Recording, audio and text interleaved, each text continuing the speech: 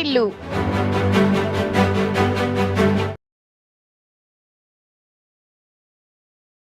పండుగ సీజన్ వస్తూ ఉంది. సో ఎక్కడ కూడా ఆర్గనైజ్డ్ గ్యాంబ్లింగ్, ఆర్గనైజ్డ్ కోడి పందేలు ఎక్కడ కూడా జరగకూడదు. ఎక్కడైనా జరిగితే దాని మీద చాలా చాలా కఠినమైన చర్యలు తీసుకోవడం జరుగుతుంది.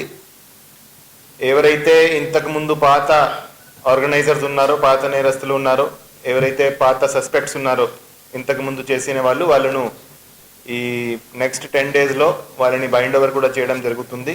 సో దాని మీద ఎక్కడైనా ఎవరికైనా ఏమైనా ఇన్ఫర్మేషన్ ఉంటే ఇమీడియట్గా మాకు షేర్ చేయండి, మేము దాని మీద యాక్షన్ తీసుకుంటాం.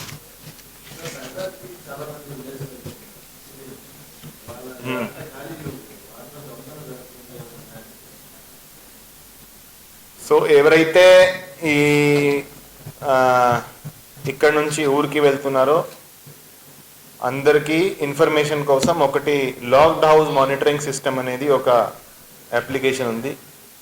ఆ లాక్డ్ హౌస్ మానిటరింగ్ సిస్టంలో ఒక కెమెరా, ఎవరైతే ఇంటి లాక్ చేసి వెళ్తారో ఆ ఇంటి లోపల ఒక కెమెరా పెట్టడం జరుగుతుంది. ఆ కెమెరాకి డైరెక్ట్ కనెక్షన్ పోలీస్ కంట్రోల్ రూమ్తో ఉంటుంది.